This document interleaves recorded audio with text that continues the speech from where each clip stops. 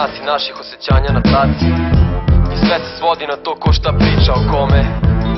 A da li iko od nas razmišlja o stvarima koje prolaze kroz glavu nekome ko sve ovo sluša? I da li smo ti i ja stvarno dostojni muzike koja nas prati? Da li se ikad zapitaš tako nešto? Slušaj. I još jedna kulijana dobro znana u krugu par iskrenih drugara. Kratka socijala preko rap instrumentala, ekipa stara spika nova. Veliki planovi, turneja, kluba, soba, kao matre nova moda. A niko se ne zapita jel dostojan da hoda po stage-u. Ja to neću, ako kažete da smaram, neću pevati do kraja. Odmah na početku ću vam staviti do znanja da se zalažem za muziku. Prihvatam kritiku, pozitivnu, negativnu, nekad sve za binu. Visinu mladih misli koje smo u sebe skroz nepotrebno stisli. Nije tajna, nismo isti.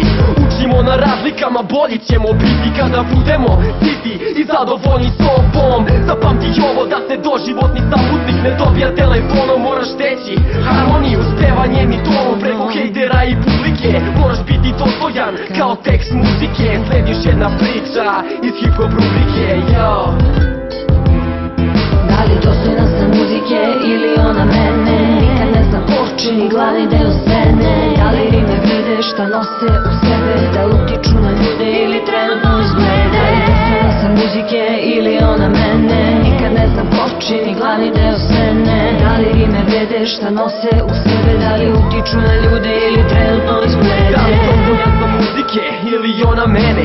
Da li klimaš glavom kada melodija krene? Da li zapamtiš rimu ili posle bita vene? Da li si jedan od onih koji stvarno cene šta stavljamo na CD? Svi pitaju šta je hop, zašto postoji?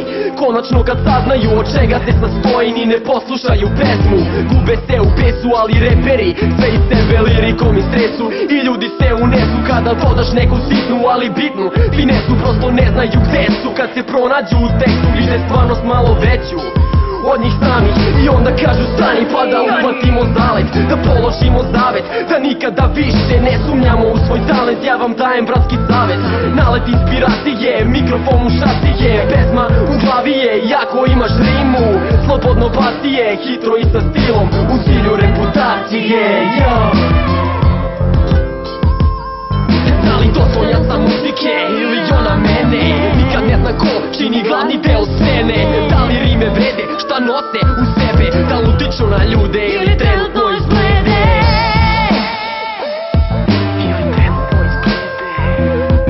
Da li vidiš, da li čuješ i ceniš atmosferu? Da li teče kroz tebe kao krv kroz venu? Šta se dešava?